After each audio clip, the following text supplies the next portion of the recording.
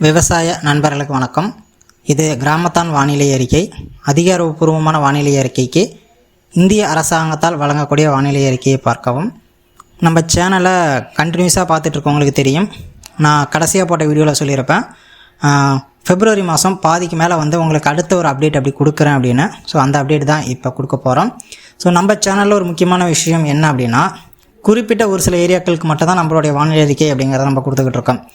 ஆத்தூர், சின்னசேலம், உளுந்தூர்பேட்டை, பெரம்பலூர், துறையூர், நாமக்கல், ராசிபுரம், சேலம் இந்த ஏரியா, இந்த சுற்று வட்டாரங்கள், திருவண்ணாமலை, திண்டிவனம், இந்த தருமபுரி இந்த ஏரியாக்கள் மட்டும்தான் நம்மளுடைய வானிலை இருக்கை அப்படிங்கிறத நம்ம கொடுத்துக்கிட்டு இருக்கோம். தமிழ்நாடு ஃபுல்லாக அப்படிங்கிறத ஓரலாக தான் சொல்லுவோமே தவிர, குறிப்பாக இந்த ஏரியாக்களுக்கான வானிலை அறிக்கை முழுக்க இந்த சேனலில் சொல்லப்படும். ஸோ இந்த சேனலில் இந்த ஏரியாக்கள் இருக்க மக்களுக்கு பயனடைய வகையில் நிறையா பேருக்கு ஷேர் பண்ணுங்கள். மறக்காமல் சேனலை சப்ஸ்கிரைப் பண்ணிவிடுங்க. ஓகேவா? நம்ம நிறைய வீடியோக்குள்ளே போகலாம்.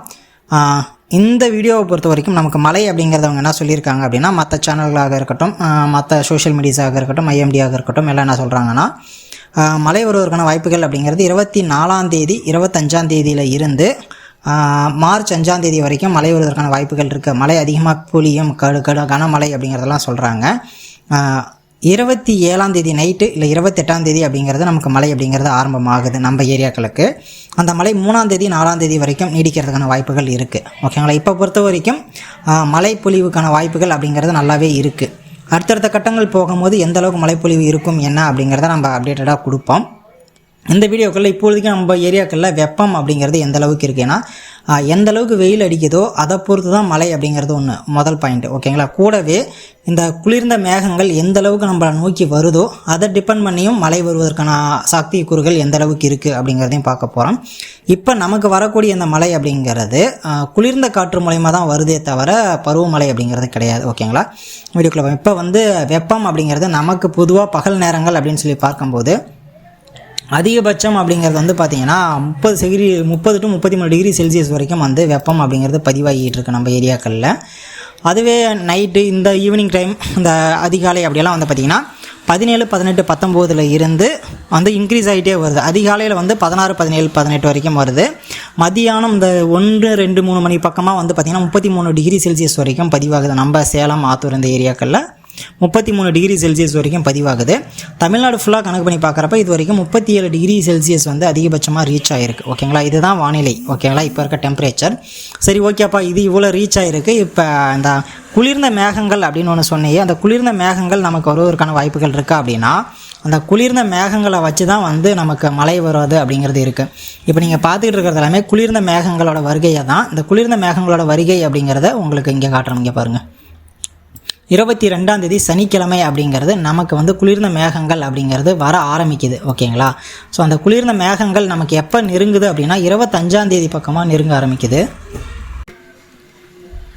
இந்த குளிர்ந்த மேகங்கள் வர ஆரம்பிக்கும் பொழுது நம்மளை ரீச் ஆகிறது அப்படிங்கிறத பார்க்கும்போது 26ஆம் தேதி தான் நம்மளை ரீச் ஆகுது. ஓகேங்களா? இங்கே இருக்குது பார்த்தீங்களா, இது எல்லாமே குளிர்ந்த மேகங்கள். ஓகேங்களா? அந்த குளிர்ந்த மேகங்களின் காரணமாக தான் நமக்கு மழை வர்றது அப்படிங்கிறது வருது.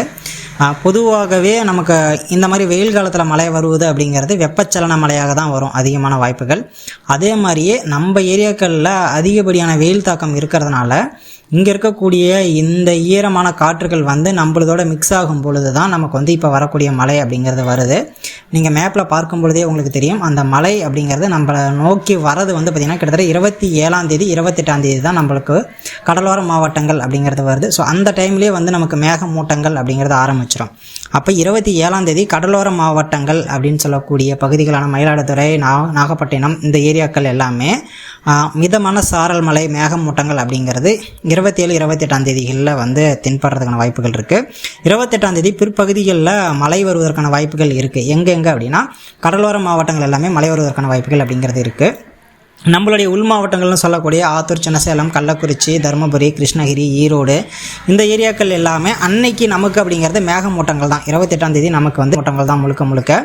அது 28ஆம் தேதி நைட்டுக்கு பிறகு நமக்கு பார்த்திங்கன்னா மழை வருவதற்கான வாய்ப்புகள். 20ஆம் தேதி மதியானத்துக்கு பிறகு மழை வருவதற்கான வாய்ப்புகள் அப்படிங்கிறது இருக்குது. ஸோ ஓவராலாக நம்ம சொல்லணும் அப்படின்னா மழை அப்படிங்கிறது 28ஆம் தேதியில் இருந்து தமிழ்நாட்டுக்குள்ளே மழை, அது உள் மாவட்டங்களுக்கு 28ஆம் தேதி மதியானத்துக்கு மேலேயோ மழை வருவதற்கான வாய்ப்புகள் அப்படிங்கிறது இருக்குது. இப்போ நீங்கள் பார்க்குறது மேகமூட்டங்களோட பர்சன்டேஜ் ஓகேங்களா, 1ஆம் தேதி எவ்வளோ இருக்குது அப்படிங்கிறத 57-58% வந்து பார்த்திங்கன்னா குளிர்ந்த காற்றுகள் தான். அது 1ஆம் தேதி அப்படிங்கிறது இல்லையா, 1ஆம் தேதி முழுக்க வந்து 82% வந்து பார்த்திங்கன்னா குளிர்ந்த காற்றுகள் தான் வந்து மோரோவர் தமிழ்நாடு ஃபுல்லாகவே இருக்க போகுது. அதுவும் குறிப்பாக நம்ம ஏரியாக்களாக இருக்கக்கூடிய ஆத்தூர், சேலம், சின்ன சேலம், கள்ளக்குறிச்சி, தருமபுரி, பெரம்பலூர், துறையூர், நாமக்கல், ஈரோடு இந்த பகுதிகள் எல்லாமே 82% பக்கமாக வந்து குளிர்ந்த காற்றுகள், அந்த குளிர்ந்த எப்படி சொல்கிறது, குளிர்ந்த மேகக்கூட்டங்கள் வரதுனால மழைப்பொழிவு அப்படிங்கிறது ரொம்ப அதிகமாக இருக்கிறதுக்கான வாய்ப்புகள் அப்படிங்கிறது கருதப்படுது. ஸோ அடுத்தடுத்து என்ன நடக்குது, மேகக்கூட்டங்கள் எப்படி மூவ் ஆகுது அப்படிங்கிறத பொறுத்து தான் அடுத்தடுத்த மலைகள் அப்படிங்கிறது எந்த அளவுக்கு வரப்போகுது அப்படிங்கிறத பார்க்க போகிறோம். அதுவே நம்ம மலை திரட்சி அப்படின்னு சொல்லி பார்க்கும் பொழுது, மலை திரட்சி இந்த இப்போ பார்த்துட்டு இருக்கீங்க இல்லையா, இது வந்து மலையோட எந்த அளவுக்கு மலை வந்து ஆக்குப்பை ஆகும் அப்படிங்கிறது. ஸோ இங்கே பாருங்கள், இந்த ஏரியாக்கள் எல்லாமே அதிகப்படியான மலைகள் பொழிவதற்கான வாய்ப்புகள் அதிகம். என்னைக்கு அப்படின்னா 28ஆம் தேதி மாலையில் இருந்து இந்த ஏரியாக்கள்லாம் மலைகள் பதிவாகும். நான் சொன்ன மாரி தான் 1ஆம் தேதி நம்ம ஏரியாக்கள்லாம் மழை அப்படிங்கிறத ஆரம்பிச்சிடும். 28ஆம் தேதி பாதிக்கு மேலே 1ஆம் தேதி, 2ஆம் தேதி, 3ஆம் தேதி இந்த 3 நாட்கள் வந்து நமக்கு மழை அப்படிங்கிறது உறுதி. அதற்கு முன்னாடி வந்து மேகக்கூட்டங்கள் தான் அதிகபட்சமாக நமக்கு மழைப்பொழிவு அப்படிங்கிறது பதிவாகிறதுக்கான வாய்ப்புகள் எதிர்பார்க்கப்படுது. குறிப்பாக இந்த 3ஆம் தேதி வரைக்கும் ஓகேங்களா, 3ஆம் தேதி வரைக்கும் நமக்கு மழைப்பொழிவுக்கான வாய்ப்புகள் நல்லாவே இருக்குது. இந்த மழையினால் நல்ல விஷயம் என்னென்னா, நிறையா விவசாயிகள் வந்து இந்த பயிரிட்டிருக்கக்கூடிய விவசாயிகள், மக்காசோளம் பயிரிட்டு இருக்கக்கூடிய விவசாயிகளுக்கு ஒரு நல்லது. ஆனால் வெயில் அதிகமாக அடிக்கிறதுனால தண்ணியெல்லாம் இப்போயே காலி ஆகிடுச்சு ஓகேவா. ஸோ இந்த மழை மூலயமா கொஞ்சம் நல்லது ஏற்படும் அப்படின்னு நம்புகிறாங்க. பட் இந்த மழை வந்து அதிகமாக பெஞ்சிட்டு உடனே வெயில் அதிகமாகிடுச்சுன்னா சோளெல்லாம் சுருங்கி போயிடும், ஒன்றும் பண்ணுறதுக்கு வாய்ப்பு இல்லை. இதுவே மற்றது இந்த நெல் இது மாதிரி பயிரிடக்கூடிய விவசாயிகளும் அந்த ஆபத்தில் தான் மாட்ட போகிறாங்க. ஏன்னா கிட்டத்தட்ட அறுவடை ஸ்டேஜில் இருக்கும். ஸோ அந்த அறுவடை ஸ்டேஜில் இருக்கக்கூடிய விவசாயிகள் எல்லாமே மாட்டிக்குவாங்க, ஒன்றும் பண்ண முடியாது. ஏன்னா கடலோர மாவட்டங்கள்லாம் வந்து கனமழை அப்படிங்கிறத போயிடுச்சு. இந்த புதுக்கோட்டை இந்த ஏரியாக்கள் எல்லாமே வந்து பார்த்திங்கன்னா நெல் பயிர் தான் அதிகமாக பண்ணியிருப்பாங்க. அப்படிங்கிறப்ப துறையூர், திருச்சிராப்பள்ளி, இந்த தஞ்சாவூர் இந்த பகுதிகள் எல்லாமே நெல் தான் அதிகமாக பயிரிடக்கூடியது. ஸோ இவங்களுக்கு வந்து கொஞ்சம் கஷ்டம்தான்.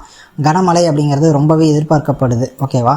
ஸோ அதனால் இவங்களுக்கு கொஞ்சம் கஷ்டம். நம்ம உள் மாவட்டங்களாக இருக்கக்கூடிய நமக்கு வந்து அந்தளவுக்கு பெரிய மழைப்பொழிவு அப்படிங்கிறத நம்ம எதிர்பார்க்க தேவையில்லை. ஒரு மிதமான மழை அப்படின்னு சொல்லலாம், அப்படி இல்லைனா கனமழை அப்படின்னு சொல்லலாம் ஓகேங்களா.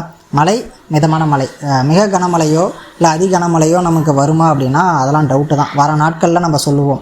மேலே ஒரு 25ஆம் தேதிக்கு பக்கமாக நான் அடுத்த ஒரு அப்டேட் கொடுக்குறேன். 25 அடுத்த ஒரு அப்டேட் வீடியோ கொடுக்குறேன். அந்த அப்டேட் வீடியோக்குள்ளே இன்னும் என்னென்ன மாற்றங்கள்லாம் நடந்திருக்கு அப்படின்னு பார்ப்போம். இது வந்து இப்போ இருக்கக்கூடிய வானிலை இயற்கையை பொறுத்தன ஒரு மாற்றங்கள் தான் இப்போ நான் உங்களுக்கு சொல்லிகிட்டு இருக்கக்கூடியதெல்லாம். இதில் வந்து மாறுதல் ஏற்படுவதற்கு நிறையவே வாய்ப்புகள் இருக்குது. அந்த குளிர்ந்த காற்றோட திசை லைட்டாக மாறுபட்டுச்சு அப்படின்னா கண்டிப்பாக மாறுதல் ஏற்படும். ஆனால் இப்போ இருக்கிற நிலைமையை பார்க்கும்போது அதில் மாறுதல் ஏற்படுவதற்கான வாய்ப்புகள் ஒன்றுமே தெரியல. எப்படியா இருந்தாலும் தமிழ்நாடு ஃபுல்லாக மழை அப்படிங்கிறது உறுதி. அங்கங்கே மழை பெஞ்சு அங்கங்கே மழை பெய்யாத போகிறதுக்கான வாய்ப்புகள் கிடையாதுங்களா. ஏன்னா ஒரு லைட்டாக ஒரு சாரல் மழை மாதிரியாவது ஏதாச்சும் ஒரு பிட்டு வந்துட்டு போயிடும். இன்றைக்கி இங்கே மழை பெய்யுதுன்னா நாளைக்கு அங்கே மழை பெய்யும், நாளான்னைக்கு அங்கே மழை பெய்யும். அதுமாரி ஒரு பிட்டு மாதிரி எல்லா ஊரையும் ஒரு நினச்சிட்டு போகிற மாரி நினச்சிட்டு போயிடும் அப்படின்னு சொல்லி தான் நம்புகிறோம். பார்ப்போம் என்ன நடக்குது அப்படிங்கிறத அடுத்த வீடியோக்களில் இன்னும் கிளியராக அக்யூரேட்டாக உங்களுக்கு வந்து சொல்கிறேன். மறக்காமல் சேனலை சப்ஸ்கிரைப் பண்ணிட்டு இன்னும் நிறைய விவசாயிகளுக்கு ஷேர் பண்ணுங்கள். நன்றி.